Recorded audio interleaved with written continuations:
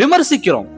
ஒரு பெண் தவறு செய்யும் பொழுது அல்லது ஒரு ஆண் தவறு செய்யும் பொழுது விமர்சிக்கிறோம். கமெண்ட்ல எழுதுறாங்க, அல்லாஹ்வுடைய சாபம் உன் மீது உண்டாகட்டும், நீலாம் ஒரு முஸ்லிம் பெண்ணா, ஹிஜாபை போட்டு அவமானப்படுத்தாதே, இப்படிலாம் கமெண்ட்ல எழுதுறாங்க. ஒரு நல்ல முஸ்லிம், அல் முஸ்லிம் அஹுல் முஸ்லிம் என்று அல்லாஹ்வுடைய தூதர் சொன்னாங்க. ஒரு முஸ்லிம் இன்னொரு முஸ்லிமுக்கு சகோதரர். அந்த சகோதரர் எப்படி இருக்கணும்? தன்னுடைய சகோதரரான முஸ்லிம் பாவம் செய்யும் பொழுது, தவறு செய்யும் பொழுது விமர்சிக்கிறது ஒரு நல்ல முஸ்லிமுக்கு அழகு இல்ல. அவதூறு பரப்புவது ஒரு நல்ல முஸ்லிமுக்கு அழகு இல்ல. அந்த பாவத்தை மறைத்து தனிப்பட்ட முறையில் அவருக்கு அட்வைஸ் பண்ணி அவரை நல்பாதையில் கொண்டு வருவதுதான் ஒரு முஃமினுக்கு அழகு. அல்லாஹ்வுடைய தூதர் சொன்னார்கள், லிசானிகி, உன் நாவால் தவறை தடு.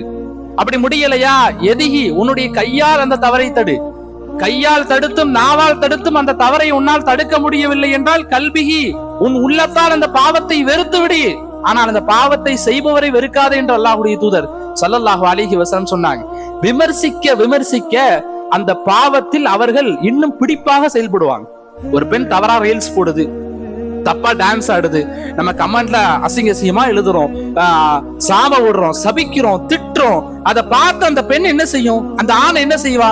மீண்டும் இவன் என்ன இப்படி திட்டுறான், இன்னும் செய்வோம். அந்த பாவத்துல இன்னும் உறுதியை ஷைத்தான் ஏற்படுத்தி கொண்டே இருப்பான். இப்ப நம்ம என்ன செய்யணும்? அந்த பிள்ளைகளுக்கு, அந்த ஆண்களுக்கு, தவறு செய்பவர்களுக்கு நாம் அட்வைஸ் பண்ணணும். ஒட்டுமொத்த நபிமார்களுடைய வாழ்க்கையை நீங்க எடுத்து பாருங்க. எந்த நபிமார்களும் சிலை வணக்கத்தை விமர்சிக்கல, சிலை வணக்கத்தை விமர்சிக்கல, அந்த கடவுள்களை விமர்சிக்கல, ஏசல, திட்டல. ஆனால் உபதேசம் செய்தே இஸ்லாத்தை வளர்த்தாரு. குர்ஆனை யோசிச்சு பாருங்க. குர்ஆன்ல எந்த ஆயத்தாவது அல்லது சியாவசித்தா அது ஒரு ஹதீஸாவது ஸல்லல்லாஹு அலைஹி வஸல்லம் மாற்று மத கடவுள்களை விமர்சிச்சாங்க அப்படின்னு இருக்கா? மாற்று மத கடவுள்களை யாராவது ஏசி இருக்காங்களா? அல்லாஹ்வுடைய தூதரும் சரி, அல்லாஹும் சரி, ஒட்டுமொத்த நபிமார்களும் சஹாபாக்களும் சரி, இமாம்களும் சரி, யாரையும் தவறு செய்பவர்களை விமர்சிக்கவில்லை, தவறு செய்பவர்களை புறம் பேசவில்லை, தவறு செய்பவர்களை அவதூறாக பேசவில்லை. தவறு செய்பவர்களை அவர்கள் என்ன செய்தார்கள்? அவர்களுக்கு உபதேசம் செஞ்சாங்க, அட்வைஸ் பண்ணாங்க. அல்லாஹு தாலா ஃபிரௌன் இடத்துல மூசா அலைஹிஸ்ஸலாம் அவர்களை பேச அனுப்புறான். ஃபிரௌன் எவ்வளவு பெரிய அநியாயக்காரன், ஆனா ரப்புக்குமுல் ஆலா, நான் தான் பெரிய இறைவன் அப்படின்னு வாதாடுனான். பெரிய அநியாயக்காரன், எத்தனை மக்களை கொலை செஞ்சான். அவனை போன்ற அநியாயக்காரன் இந்த உலகத்துல வரவே முடியாது. அப்படிப்பட்ட அநியாயக்காரன்ட்ட அல்லாஹு தாலா மூசா அலைஹிஸ்ஸலாம் அவர்கள் அனுப்பும் போது கூலு கௌலன் லையினா என்று சொன்னான். நீங்கள் அவனிடத்தில் பேசும் பொழுது மென்மையாக பேசுங்கள், திட்டாதீங்க, ஏசாதீங்க, கராரா பேசாதீங்க, மென்மையாக பேசுங்க. அப்படி மென்மையாக பேசினால் அவனுடைய உள்ளத்தில் மாற்றம் வருவதற்கு வாய்ப்பு இருக்கிறது என்று அல்லாஹு தாலா குர்ஆன்ல சொல்றதை நம்ம பார்க்கிறோம். அப்போ உபதேசங்களால் தான் தவறு செய்பவர்களை திருத்தணும், அட்வைஸ் பண்ணி தான் திருத்தணும். திட்டுறதுனால, ஏசுறதுனால, அவர்களை எதிர்க்கிறதுனால அந்த பாவங்கள் வளருமே தவிர அந்த பாவங்களை நம்மால் ஒழிக்க முடியாது என்பது வரலாறு தொட்டு வரலாறாக நாம் பார்க்கக்கூடிய ஒன்று.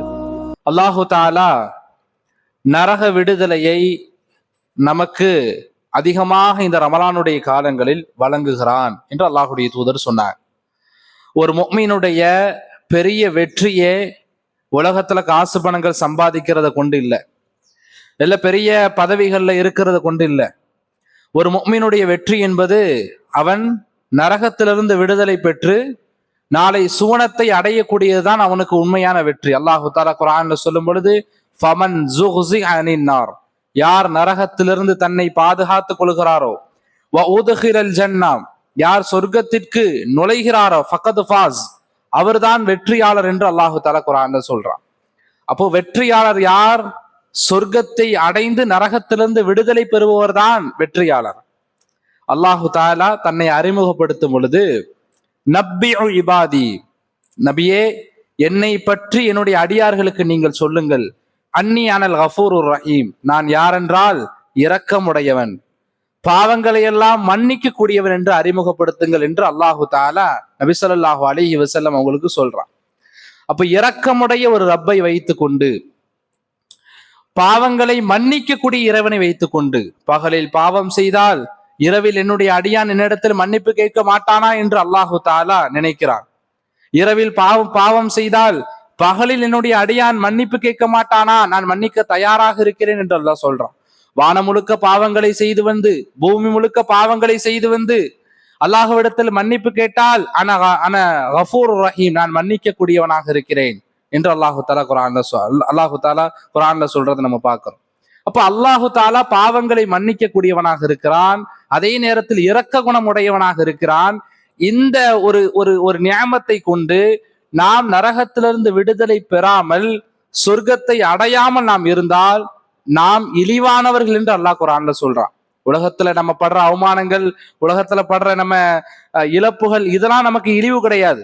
உண்மையான இழிவானவன், கேவலமானவன் யார் என்றால் சொர்க்கத்தை அடையாமல் நரகத்துக்கு செல்கிறானே, இரக்கமுள்ள ரப்பை வைத்துக்கொண்டு மன்னிக்கக்கூடிய ரப்பை வைத்துக்கொண்டு அவன்தான் கேவலமானவன், இழிவானவன் என்று அல்லாஹு தஆலா குர்ஆன்ல சொல்றான். அப்ப நம்முடைய நோக்கம் என்பது நரக விடுதலையாக இருக்கணும், சுவனத்தை அடையக்கூடியவதாக இருக்கணும். ஒவ்வொரு முஃமினும் அப்படித்தான் இருக்கணும். சரி, நரக விடுதலைக்கு உண்டான பண்புகளை பற்றி அல்லாஹுடைய தூதர் ஸல்லல்லாஹு அலைஹி வஸல்லம் நமக்கு சொன்னாங்க. சில பண்புகளை சொல்றாங்க. இந்த பண்புகள் நம்மிடத்தில் இருந்தால் அல்லாஹ் நமக்கு நரகத்திலிருந்து நமக்கு விடுதலை அளிக்கிறான் என்று அல்லாஹுடைய தூதர் சொன்னாங்க. முதலாவது அல்லாஹுடைய தூதர் சொல்லும் பொழுது, மாமின் அஹதின் யஷ்ஹது அல்லா இலாஹ இல்லல்லாஹ் வ அன்ன முஹம்மதன் ரசூலுல்லாஹ், யார் வணக்கத்திற்கு தகுதியானவன் அல்லாஹ்வை தவிர வேறு யாரும் இல்லை என்றும், முஹம்மது ரசூலுல்லாஹ் அல்லாஹுடைய அடியாராகவும் நம்முடைய தூதராகவும் இருக்கிறார்கள் என்றும், சிதுக்கன் மின் கல்பிஹி, உள்ளத்தால் யார் உண்மைப்படுத்துகிறாரோ, ஈமான் கொள்ளுகிறாரோ, இல்லா ஹர்ரமஹுல்லாஹு அலன்னார், அல்லாஹு தாலா அவர் மீது நரகத்தை ஹராமாக்குகிறான் என்று அல்லாஹுடைய தூதர் சொன்னார். இப்போ தௌஹீதில் உறுதியாக இருக்கணும். தௌஹீதுனா என்ன? அல்லாஹுவை ஒருமைப்படுத்துவது. ஒருமைப்படுத்துவதுனா வணக்க வழிபாடுகளில் அல்லாஹுவை ஒருமைப்படுத்தணும். வேற யார்கிட்டயே போய் துவா செய்யறதோ, வேற யாருக்காவது அறுத்து பலியிடுறதோ, வேற யாருக்காவது போய் சுஜூது செய்யறதோ, அல்லாஹுக்கு செய்யக்கூடிய வணக்கங்களை மற்றவர்களுக்கு நாம் செய்யும் பொழுது அது ஷிர்காக வந்து முடிஞ்சிடும், அது இணை வைப்பாக வந்து முடிஞ்சிடும். அப்போ தௌஹீத், அல்லாஹுவை மட்டும்தான் நாம் வணங்க வேண்டும், அல்லாஹுவிடம் மட்டும்தான் உதவி கேட்க வேண்டும், அல்லாஹுவை நாடிதான் நாம் இருக்க வேண்டும். இந்த தௌஹீதில் யார் உறுதியாக இருக்கிறாரோ அவருக்கு நரகத்திலிருந்து விடுதலை என்று அல்லாஹுடைய தூதர் ஸல்லல்லாஹு அலைஹி வஸல்லம் சொன்னாங்க. இரண்டாவது அல்லாஹுடைய தூதர் ஸல்லல்லாஹு அலைஹி வஸல்லம் சொன்ன பொழுது, மன் ஸல்லா லில்லாஹி 40 யௌமன் ஃபி ஜமாஅத்தி யுத்ரிகு தக்பீரத்துல் ஊலா, யார் 5 வக்து தொழுகையை 40 நாட்கள் தொடர்ந்து 40 நாட்கள் 5 நேர தொழுகையை அவர் என்ன செய்யறாரு, இமாம் ஜமாத்தோட தக்பீர் தஹ்ரீம் முதலாவது தக்பீர்லயே அவர் நின்று தொழுகிறார் என்றால் அல்லாஹுடைய தூதர் ஸல்லல்லாஹு அலைஹி வஸல்லம் சொன்னார்கள், குதிபத் லஹு பராஅத்தானி, 2 விடுதலைகளை அல்லாஹு தஆலா அவருக்கு எழுதுகிறார். முதலாவது பராஅத்து மினன் நார், நரகத்திலிருந்து அல்லாஹ் அவரை விடுதலை செய்கிறார். முதலாவது ஓ பராஅத்து மினன் நிஃபாக், நயவஞ்சகத்தனத்திலிருந்து அல்லாஹ் அவரை விடுதலை செய்கிறார். அப்ப யாரு தொடர்ந்து 40 நாட்கள் இமாம் ஜமாத்தோடு முதலாவது தக்பீரோடு யார் 40 நாட்கள் தொடர்ந்து 5 வக்து தொழுகையில் சரியாக இருக்கிறாரோ அவருக்கு 2 விடுதலை, நரகத்திலிருந்து விடுதலை, அதே நேரத்தில் நயவஞ்சகத்தனத்திலிருந்து அல்லாஹ் அவரை விடுதலை செய்கிறான் என்று அல்லாஹுடைய தூதர் ஸல்லல்லாஹு அலைஹி வஸல்லம் சொன்னாங்க. ஏன் 40 நாள்? அப்ப காலம் முழுக்க நம்ம தொழுக கூடாதா? 40 நாள் மட்டும் ஏன் குறிப்பிட்டு சொல்றாங்க? பொதுவா ஒரு அமலை நாம் 40 நாட்கள் தொடர்ந்து செய்தால் அது நம்முடைய வாழ்க்கையில் ஆதத்தாக மாறிடும், வழக்கமாக மாறிடும். 40 நாட்கள் தொடர்ந்து ஒரு அமலை நம்ம செய்யும் பொழுது எந்த ஒரு சமரசம் இல்லாம, எந்த ஒரு பொடுபோக்கும் இல்லாம, முழு ஈமானோடு அல்லாஹ்விடத்தின் நன்மை எதிர்பார்த்து 40 நாட்கள் தொடர்ந்து ஒரே போக்கஸோட அல்லாஹுக்காக வேண்டி இபாதத் செய்து தொழுது கொண்டு இருந்தால் அந்த 40 நாட்களுடைய தொடர்ச்சி நம்முடைய வாழ்நாள் முழுக்க மாறிடும். அதான் அல்லாஹுடைய தூதர் சொன்னார்கள், 40 நாட்கள் நீங்கள் இப்படி இருந்தால், இமாம் ஜமாத்தோடு முதலாவது தக்பீரோடு தேர்ந்து நீங்கள் தொழுதால் நரக விடுதலை உங்களுக்கு இருக்கிறது என்று அல்லாஹுடைய தூதர் ஸல்லல்லாஹு அலைஹி வஸல்லம் சொன்னார். இன்னைக்கு நம்முடைய தொழுகை எப்படி இருக்கு? மாஷா அல்லாஹ், ரமலானுடைய காலம், எல்லாரும் வந்து தொழுதோம். சந்தர்ப்பவாதிகளா நம்ம இருக்கிறோம். ரமலானுடைய காலத்துல வந்து தொழுகிறோம், சுபுஹுக்கு வர்றோம், சஹர் வச்ச உடனே சுபுல வந்து தொழுகிறோம், இஷாக்கு வர்றோம், மகரிபுக்கு வர்றோம், தராவிகளை வந்து பங்கெடுக்கிறோம். இது ரமலானுடைய காலங்களில் தஹஜ் தொழுகிறோம். கடைசி 10 நாட்கள்ல வந்து கியாமுல்லைல் நம்ம தொழுகிறோம். இது ரமலானுடைய காலங்களோடு முடிஞ்சு போயிடுறது. இபாதத் என்பது, தொழுகை என்பது, மத்த அமல்கள் என்பது ரமலானுடைய காலத்துக்கு மட்டுமல்ல, மற்ற எல்லா காலங்களுக்கும் அது செய்ய வேண்டிய ஒன்று. ஆனா சந்தர்ப்பவாதிகளாக நம்ம அல்லாஹ்வை ஏமாற்ற நினைக்கிறோம். ஆனா உண்மையிலேயே நம்ம தான் ஏமாளியாக போறோம். சந்தர்ப்பவாதிகளாக நம்ம இருக்கக்கூடாது. ரமலான்ல மட்டும் தொழுகிறது, ரமலான்ல மட்டும் எல்லா அமலையும் செய்யறது அப்படி கிடையாது. எல்லா நாட்களும் தொழுகக்கூடியவர்களாக இருக்கணும். அப்ப யார் தொழுகையை பேணி வருகிறாரோ அவருக்கு அல்லாஹ் நரகத்திலிருந்து விடுதலை தருகிறான் என்று அல்லாஹுடைய தூதர் ஸல்லல்லாஹு அலைஹி வஸல்லம் அவர்கள் சொன்னார்கள். அடுத்து அல்லாஹுடைய தூதர் ஸல்லல்லாஹு அலைஹி வஸல்லம் சொன்னார்கள், அல் பகா மின் ஹஷியத்தில்லாஹ், யார் அல்லாஹ்வினுடைய அச்சத்தால், அல்லாஹ்வினுடைய அச்சத்தால், அல்லாஹ்வினுடைய பயத்தால், அல்லாஹ் மீது உண்டான அளப்பெரும் காதலால், அன்பால் யார் கண்ணீர் வடித்து அழுகிறாரோ, அல்லாஹ் நமக்கு எவ்வளோ அருக்குடைகளை செஞ்சிருக்கான் பாருங்க, எவ்வளோ நியாமத்துகளை செஞ்சிருக்கான். கேட்டும் கொடுத்தான் அல்லாஹ், கேட்காமலையும் கொடுத்தான். கேட்காம கொடுத்தது அதிகம். இன்னைக்கு காலையில தஹஜ்ஜத்துல ஏஞ்சி நம்ம, யா அல்லாஹ் இன்னைக்கு காலையினுடைய உணவு எனக்கு தோசை இட்லி கண்டிப்பா எனக்கு வேணும் துவா செஞ்சோமா? அல்லாஹ்ட்ட கேட்கல, ஆனா காலை உணவு நமக்கு தயாராக இருந்தது. மதியம் நமக்கு பிரியாணி வேணும் நெய்ச்சோறு நம்ம கேட்டோமா? இல்ல கேட்கல, ஆனா தயாராக இருந்தது. புது சட்டை வேணும் நம்ம கேட்டோமா? இதெல்லாம் கேட்கல. இந்த மாதிரி சின்ன சின்ன விஷயங்களாக இருக்கட்டும், எதிர்பார்க்காத நேரத்துல ஒரு உதவி வரும், அதெல்லாம் நம்ம கேட்டிருப்போமா? கேட்டிருக்க மாட்டோம். கேட்காமலேயே அல்லாஹு தஆலா பல விஷயங்களை நமக்கு கொடுத்தான், பல லாபங்களை கொடுத்தான், பல நியாமத்துகளை அல்லாஹ் செய்தான். கேட்காமலையும் கொடுத்தான், கேட்டும் கொடுத்தான். இப்படி அல்லாஹ்வினுடைய இந்த நியாமத்துகளை நினைத்து, அல்லாஹ் நமக்கு செய்த அருள்களை நினைத்து யார் கண்ணீர் சிந்து அழுகிறாரோ, அல்லாஹ்வினுடைய அச்சத்தாலும் அன்பாலும் கண்ணீர் சிந்து அழுகிறாரோ, அந்த ஒரு சொட்டு கண்ணீர் அவரை நரகத்திலிருந்து பாதுகாக்கிறது என்று அல்லாஹ்வுடைய தூதர் ஸல்லல்லாஹு அலைஹி வஸல்லம் அவர்கள் நமக்கு தெளிவாக சொன்னாங்க. என்ன அல்லாஹ் நமக்கு குறை வச்சுட்டான்? தங்கறதுக்கு வீடு இருக்கு, உடுக்கிறதுக்கு உடை இருக்குது, சாப்பிடுறதுக்கு உணவு இருக்குது, செய்யறதுக்கு தொழில் இருக்குது, துணைக்கு மனைவி மக்கள் இருக்கிறாங்க. என்ன அல்லாஹ் நமக்கு குறை வச்சுட்டான்? இப்படி அல்லாஹ் எல்லாமே நமக்கு கொடுத்தான். நமக்கு கீழ் உள்ளவர்களை காட்டிலும் அல்லாஹ் நம்மை மேலே வைத்திருக்கிறானே, இந்த ஒரு நியாமத்துக்காக வேண்டி நாம் நினைத்து அல்லாஹுக்காக வேண்டி கண்ணீர் வெடித்தால், தாய் தகப்பன் நினைச்சு அழுகிறோம், பிள்ளைகளுக்காக வேண்டி அழுகிறோம், சொந்த சோகத்துக்காக வேண்டி அழுகிறோம், கவலையை நினைச்சு அழுகிறோம், யாராவது ஒரு உறவுகளை இழந்து விட்டால் அதை நினைச்சு கண்ணீர் வடிக்கிறோம். இந்த கண்ணீர்களுக்கு என்ன வேல்யூ இருக்கு? ஒரு வேல்யூவும் கிடையாது. ஆனா அல்லாஹுக்காக வேண்டி, அல்லாஹனுடைய அச்சத்தால், அல்லாஹ் மீது உண்டான பயத்தால், அவன் செய்த அருளால், அவன் மீது உண்டான அன்பால் நாம் ஒரு சொட்டு கண்ணீர் வடித்தால் நமக்கு என்ன கிடைக்கி? நரகத்திலிருந்து அல்லாஹ் நம்மளை பராஅத்து மினன்னார், நரக விடுதலை அல்லாஹ் நமக்கு தருகிறான் என்று அல்லாஹ்வுடைய தூதர் ஸல்லல்லாஹு அலைஹி வஸல்லம் சொன்னார். இன்னைக்கு பாருங்க, ஒரு 2 நாளைக்கு முன்னாடி ஒரு நடிகர், அந்த நடிகர் ஒரு கட்சியை தொடங்கி இருக்காரு. கட்சியை தொடங்கி மகாபலிபுரத்துல இஃப்தார் நிகழ்வு அப்படின்னு ஒண்ணு ஏற்பாடு பண்ணாரு. அந்த இஃப்தார் நிகழ்வுல கிட்டத்தட்ட ஒரு 1000 பேர் என்ன செஞ்சாங்க? கலந்துக்கிட்டாங்க. ஆண்கள் பெண்கள் கலந்துக்கிட்டாங்க. அப்போ பேட்டி எடுக்கக்கூடியவங்க பிரஸ் எல்லாம் வந்து ஒரு முஸ்லீம் பெண்கிட்ட வந்து பேட்டி எடுக்கிறாங்க. பேட்டி எடுக்கும்போது சால் போட்டிருக்கு, ஃபர்தா போட்டிருக்கு, கை குழந்தைய வச்சுக்கிட்டு எங்க அண்ணனை நான் பார்க்கலையேன்னு அழுகுது. என்ன, எங்க அண்ணனை, அந்த நடிகரை நான் பார்க்க முடியலையே அப்படின்னு அழுகுது. குழந்தை அப்படிதான் இருக்கு. குழந்தை அந்த லட்சணத்துல குழந்தை வளரும். பாருங்க, ஈமானுடைய பலகீனத்தை பாருங்க, முஸ்லிம் பெண்களுடைய ஈமான் பலகீனத்தை பாருங்க. எந்த உம்மத்து நம்ம ஒரு நடிகனுக்காக வேண்டி, ஒரு அரசியல் கட்சி தலைவரை பார்க்கவில்லை என்பதற்காக வேண்டி அழுகிறமே, இது கேவலமா இல்ல? இது அசிங்கமா இல்ல? அவமானப்படக்கூடிய காரியம். நம்ம ஈமானுடைய பலகீனம் அப்படி இருக்கு. ஒரு பெண்ணுக்கு ஹீரோயின் யாரு? ஃபாத்திமா ரலியல்லாஹு தஆலா அன்ஹா. அவங்களுடைய வாழ்க்கை என்ன மாதிரி ஒரு வாழ்க்கை? அல்லாஹுக்கு கீழ்ப்படிந்து நடந்த வாழ்க்கை. அவர்களுடைய தொழுகை எப்படி இருந்தது? அவருடைய இறையச்சம் எப்படி இருந்தது? அல்லாஹுவை நினைத்து வருத்தப்பட்டு அல்லாஹனுடைய அன்பாலும் அச்சத்தாலும் அவர்கள் விட்ட கண்ணீர்கள் எவ்வளவு கஷ்டப்பட்டாங்க ஃபாத்திமா ரலியல்லாஹு அன்ஹா. அந்த கஷ்டங்களின் பொறுமை காத்தார்கள். எவ்வளவு சிரமங்களுக்கு அவங்களுக்கு இருந்துச்சு. அதனால்தான் அல்லாஹ் சுவனத்தினுடைய தலைவியாக அவர்களை தேர்ந்தெடுத்தான் அல்லாஹ். ஒரு பெண்ணுக்கு ஹீரோயின் யார்? ஃபாத்திமா ரலியல்லாஹு அன்ஹா. நமக்கெல்லாம் முன்மாதிரி யார்? அல்லாஹ்வுடைய தூதர் ஸல்லல்லாஹு அலைஹி வஸல்லம் அவங்க. இப்படி நமக்கு இவ்வளவு முன்மாதிரிகள் இருக்கும் பொழுது, சஹாபாக்கள் எவ்வளவு முன்மாதிரிகள் இருக்கிறாங்க, நபிமார்கள் எவ்வளவு முன்மாதிரிகள் இருக்கிறாங்க, பெண் சஹாபிகளில் எவ்வளவு முன்மாதிரிகள் இருக்கிறாங்க.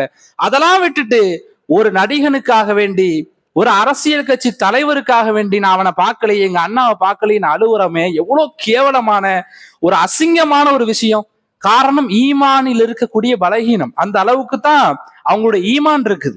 இப்ப ஈமானில் பலகீனப்பட்ட சமூகமாக நம்முடைய சமூகம் மாறிட்டு, நம்முடைய கண்ணீர் என்பது யாருக்காக வேண்டி இருக்கக்கூடாது, அல்லாஹுக்காக வேண்டி நம்முடைய கண்ணீர் இருக்கணும். நாம் செய்த பாவங்களுக்காக வேண்டி நம்முடைய கண்ணீர் இருக்கணும். அல்லாஹ் மீது உண்டான அச்சத்தால் நம்முடைய கண்ணீர் இருந்தால் பராஅத்து மினன்னார், நரக விடுதலையை அல்லாஹ் நமக்கு தருகிறான். ஒரு நடிகனுக்காக வேண்டி அழுதா அல்லாஹ் நரகத்துக்கு தான் நம்மளை கொண்டு போய் சேர்ப்பான். நாளைக்கு கபருடைய நிலைமை என்ன ஆகிறது? நாளை ஆகிரத்துடைய நிலைமை என்ன ஆகிறது? அல்லாஹ் பாதுகாக்கணும். அடுத்து அல்லாஹுடைய தூதர் ஸல்லல்லாஹு அலைஹி வஸல்லம் சொன்னார்கள், ஹுஸ்னுல் குலூக், நற்குணம். யாரிடத்துல நல்ல குணங்கள் இருக்கிறதோ அவரை அல்லாஹு தஆலா நரகிலிருந்து பாதுகாக்கிறான். மன் கான சஹலன் ஹய்யினன் லய்யினன் ஹர்ரமல்லாஹு அலன்னார். அல்லாஹுடைய தூதர் ஸல்லல்லாஹு அலைஹி வஸல்லம் சொன்னார்கள், யார் மக்களிடத்தில் எளிமையாக நடந்து கொள்கிறாரோ, யார் மக்களிடத்தில் மென்மையாக நடந்து கொள்கிறாரோ, யார் மக்களிடத்தில் நிதானமாக நடந்து கொள்கிறாரோ, கரீபன், யார் மக்களிடத்தில் நெருங்கி பழகிறாரோ, எல்லாரும் நமக்கு வேணும்னு நினைக்கிறாரோ, இப்படி நல்ல குணமுடையவரை அல்லாஹுடைய தூதர் சொன்னார்கள், ஹர்ரமல்லாஹு அலன்னார், அவரை அல்லாஹ் நரகத்திலிருந்து விடுதலை செய்கிறான் என்று அல்லாஹுடைய தூதர் சொன்னார். இப்ப நற்குணம் நம்மிடத்தில் இருந்தால் நரக விடுதலை, பராஅத்து மினன்னார், நமக்கு நரக விடுதலை இருக்கிறது என்று சொன்னாங்க. நல்ல குணம்னா என்ன? நம்முடைய சொல்லாலோ, நம்முடைய செயலாலோ, நம்முடைய நடத்தையாலோ யாருடைய வாழ்க்கைக்கும் எந்த ஒரு பாதிப்பும் வரக்கூடாது. நம் சொல் செயல் நம்முடைய நடத்தையால் யாருடைய வாழ்க்கைக்கும் எந்த ஒரு பாதிப்பும் வரக்கூடாது. ஆனா மற்றவர்களுக்கு ஒரு பாதிப்பு வரும் பொழுது, மற்றவர்களுக்கு ஒரு கஷ்டம் வரும் பொழுது முதல்ல நம்ம போய் நிக்கணும். அவர்களுக்கு ஆறுதலாகவோ அல்லது உதவியாகவோ அல்லது பொருளாதார உதவியாகவோ ஏதாவது ஒரு விதத்துல நம்ம கூட நிக்கிறோம். பாத்தீங்களா? இதான் அழகிய நற்குணம். இந்த ஹுஸ்னுல் குலூக் யாரிடத்தில் இருக்கிறதோ, நல்ல குணம் இருக்கிறதோ, அவரை அல்லாஹு தஆலா என்ன செய்யறான்? நரகத்திலிருந்து விடுதலை செய்கிறான் என்று அல்லாஹுடைய தூதர் ஸல்லல்லாஹு அலைஹி வஸல்லம் சொன்னார்கள். அடுத்து அல்லாஹுடைய தூதர் ஸல்லல்லாஹு அலைஹி வஸல்லம் சொன்னார்கள், அல் இஹ்சானு ஃபீ தர்பியத்தில் பனாத்தி வல் அகவாத்தி ஃபில் இஸ்லாமி. யார் 2 சகோதரிகளை பெற்றுக்கொண்டாரோ, அதே போல 2 பெண் குழந்தைகளை யார் பெற்றுக்கொண்டாரோ, நம்மகிட்ட பெண் குழந்தைகள் இருக்குது, அந்த பெண் குழந்தைகளை யார் ஒழுக்கத்தை கற்பித்து மார்க்கத்தை போதித்து சரியான முறையில் அந்த பெண் பிள்ளைகளை யார் வளர்த்தெடுக்கிறாரோ இஸ்லாமுடைய பாதையில்,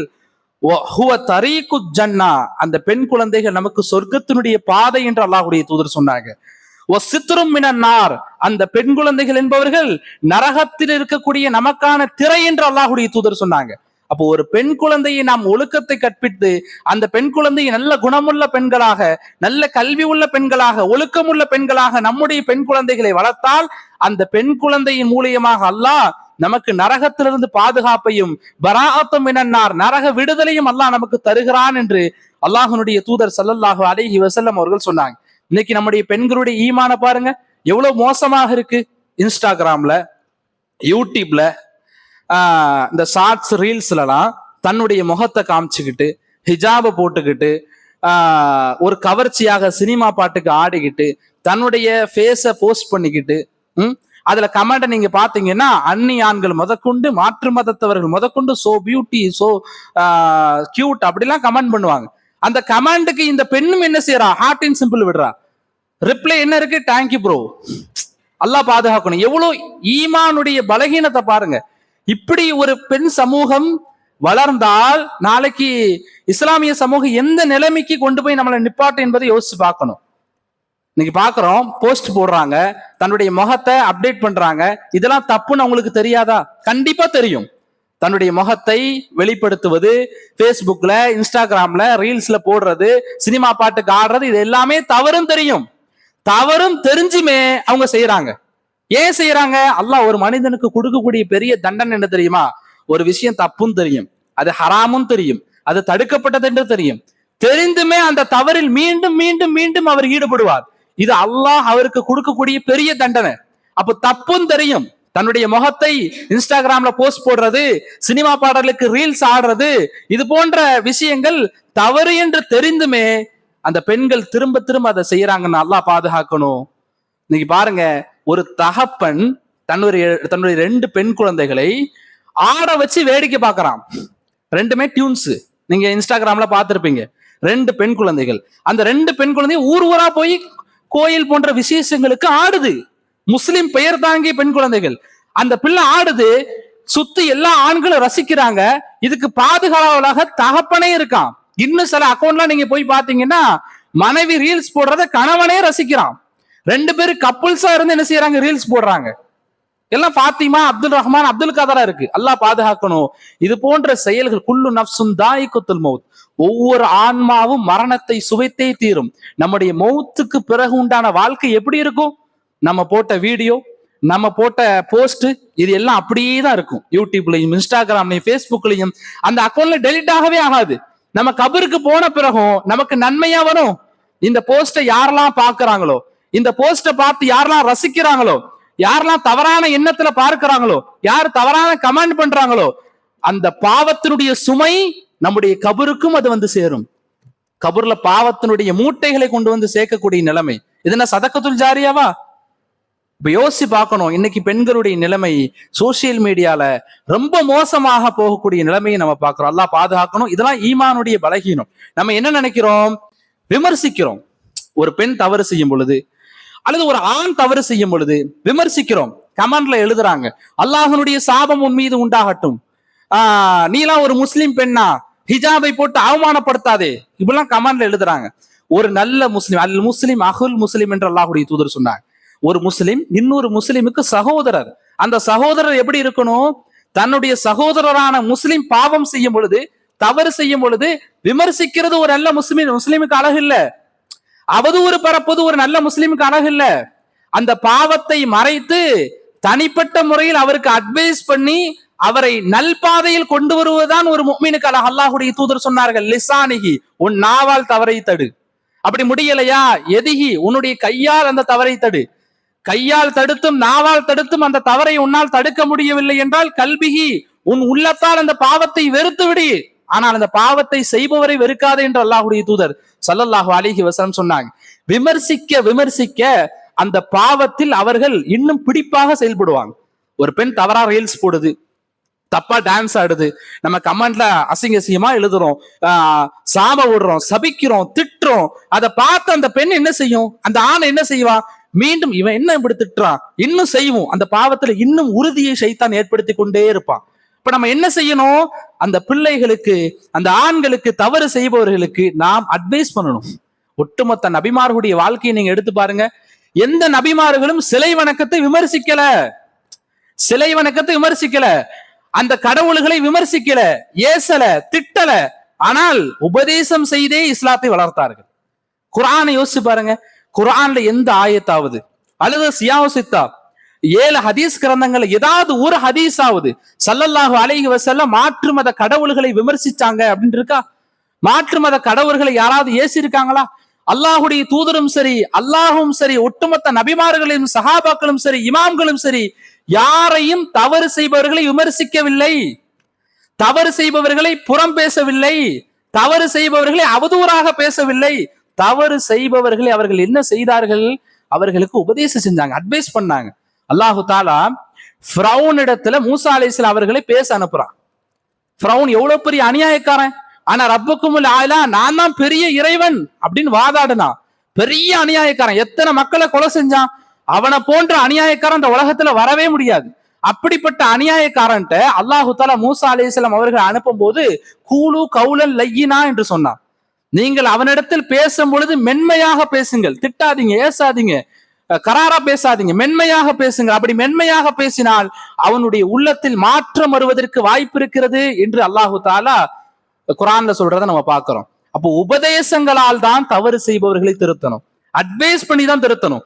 திட்டுறதுனால, ஏசுறதுனால, அவர்களை எதிர்க்கிறதுனால அந்த பாவங்கள் வளருமே தவிர அந்த பாவங்களை நம்மால் ஒழிக்க முடியாது என்பது வரலாறு தொட்டு வரலாறாக நாம் பார்க்கக்கூடிய ஒன்று. அப்ப இன்ஷா அல்லாஹ் வரக்கூடிய காலங்கள்ல பராஅத்து மினன்னார், நரக விடுதலையை அல்லாஹு தஆலா அந்த ரமலானுடைய மாதத்தில் அதிகமாக கொடுத்து கொண்டிருக்கிறான்.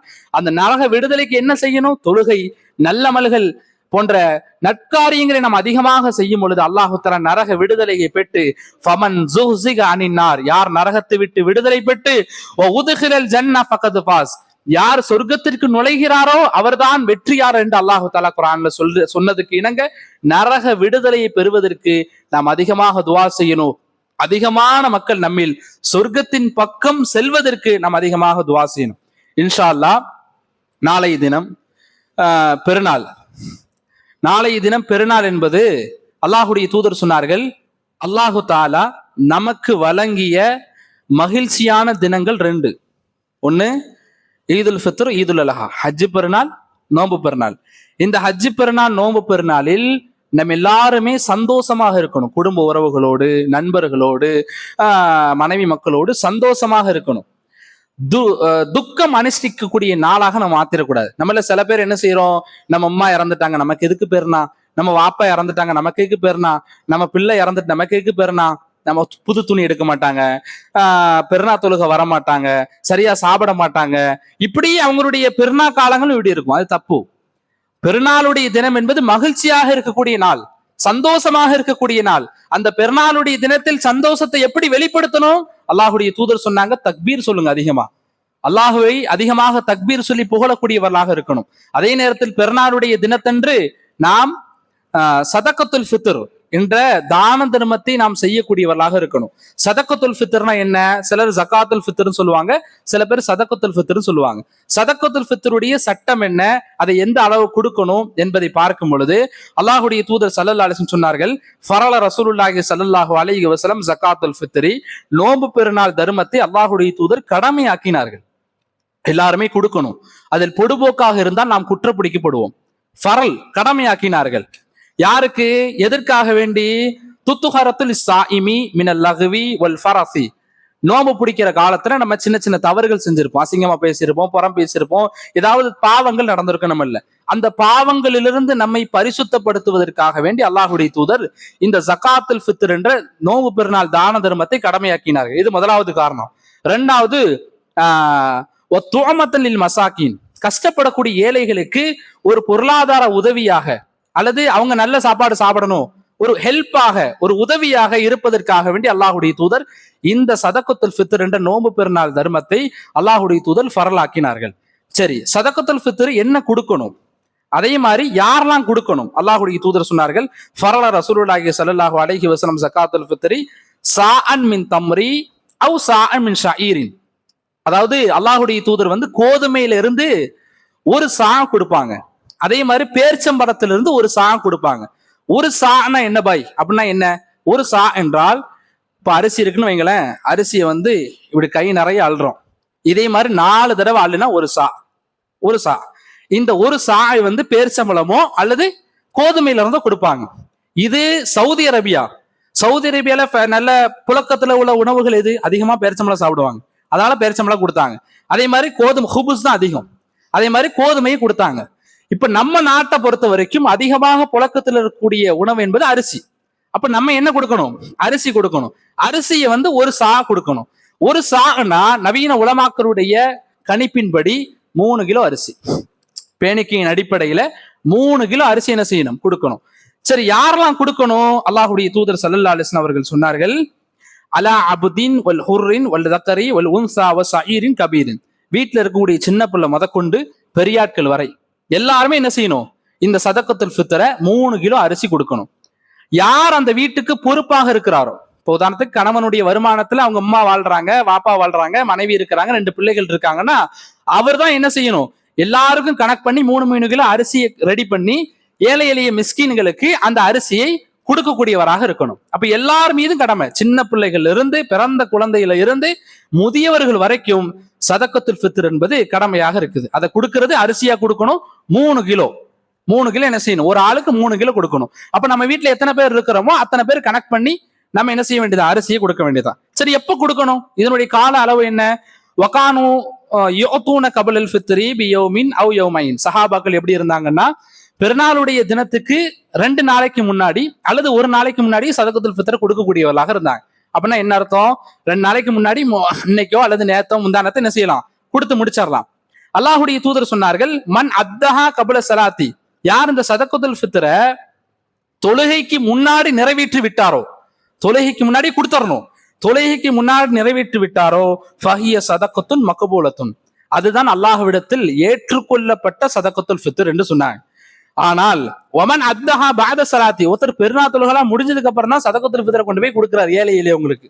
வஹிய சதக்கத்துன் மின் சதக்காத். அது ஒரு சாதாரண சதக்காவை தவிர சதக்கத்துல் ஃபித்ரை நிறைவேற்றாத குற்றத்திற்கு அவர் ஆளாகுவார் என்று அல்லாஹ்வுடைய தூதர் ஸல்லல்லாஹு அலைஹி வஸல்லம் சொன்னாங்க. அப்ப இன்ஷா அல்லாஹ் சதக்கத்துல் ஃபித்ர் நம்மள நிறைய பேர் கொடுத்திருப்போம். கொடுக்காம இருந்தா நாளை பெருநாள் தொழுகைக்கு முன்னாடியே இன்ஷா அல்லாஹ் நம்முடைய தான தர்மங்கள், நோன்பு பெருநாளுடைய தான தர்மங்களை கொடுத்துருவோம். வல்ல ரஹ்மான் நம் அனைவர்களுக்கும் தௌஃபீக் செய்வானாக. வாஹிரு தஅவானா அல்ஹம்துலில்லாஹி ரப்பில் ஆலமீன். அஸ்ஸலாமு அலைக்கும் வரஹ்மத்துல்லாஹி தஆலா வபரகாத்துஹு.